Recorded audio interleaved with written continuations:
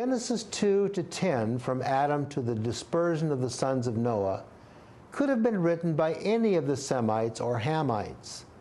Mizraim, or one from his family, would be a possible candidate as they resided in Egypt and could have deposited a prototype in the library that was later incorporated into the Torah when Moses left Egypt at the time of the Exodus. Genesis 10:31 through 32 has a degree of finality to it.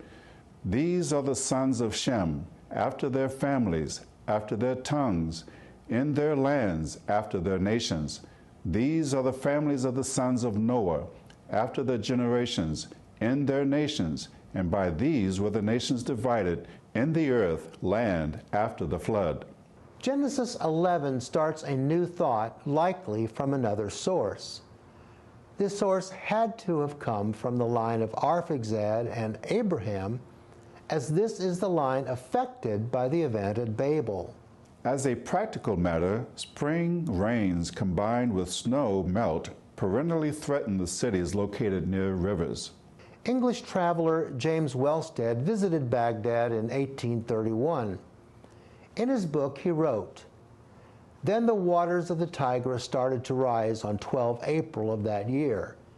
In the few preceding days, heavy rains fell, and the weather was dark and overcast.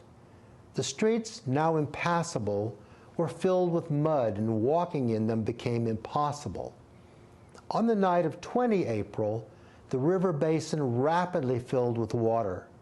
The river banks broke, and the water overtook the bigger part of the city, sweeping away more than 15,000 of its residents, including many of the different ages who had been struck with the plague. Many of those who died in the flood had saved the lives of their sickly loved ones, only to face their own fate without making the slightest effort to escape. From the time of the water's first lurch forward until it subsided, the greater part of the city's homes had deteriorated, with their foundations collapsing a few hours later." As part of the effort to prevent frequent flood damage, a canal was built to divert excess water from the Tigris into Lake El Tartar in the late 1970s. There was no such technology available 4,500 years ago. The best they could do was to build mud brick platforms in the center of the cities where city dwellers could seek refuge and avoid drowning when the rivers flooded, as they did repeatedly.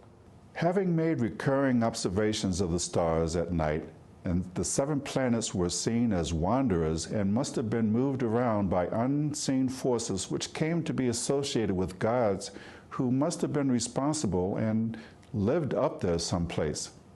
Climbing atop the platforms to save their lives also brought them closer to the gods. Thus the association was made.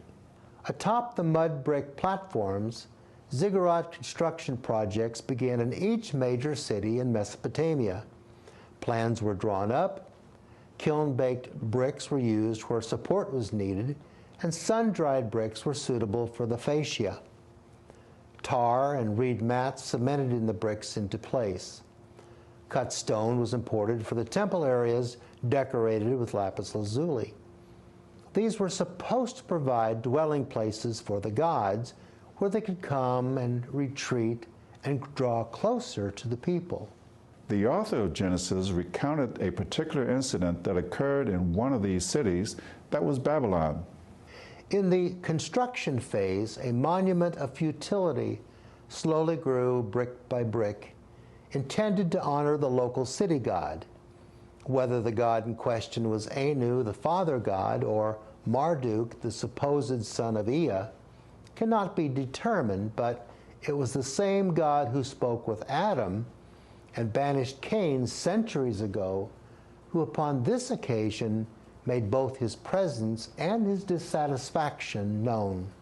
In previous episodes, it was pointed out that descendants of Shem largely took up residence in Mesopotamia, Arabia, southern Turkey, Syria, and Lebanon, indicating that the scattering from Babel was narrowly confined and languages associated with them are all part of the same basic language tree, with the kinds of subtle changes in dialects we would expect from centuries of separation, many miles between settlements, and the added language elements from other nearby populations.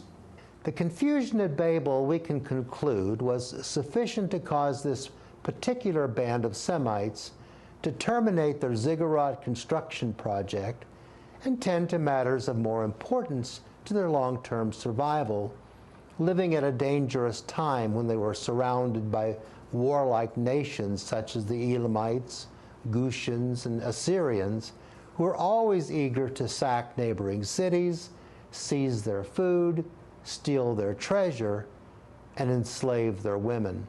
Against this backdrop of war and turmoil in Sumer, it is easy to see the necessity for Abraham's departure from Ur toward a promised land.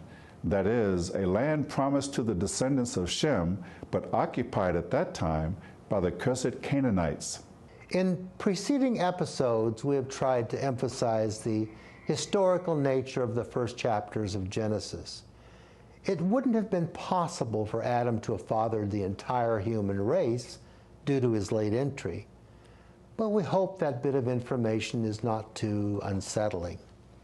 We're not responsible for the facts of history, but we do feel an acute sense of responsibility to report them as accurately as we can, in the hope that we have given you a few answers and corrected some misinterpretations that have plagued believers for many centuries.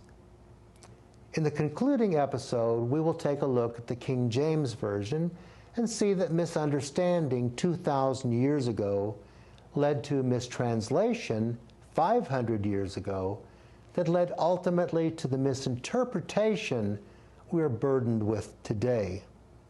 As always, thanks to my co-host, and thank you for watching.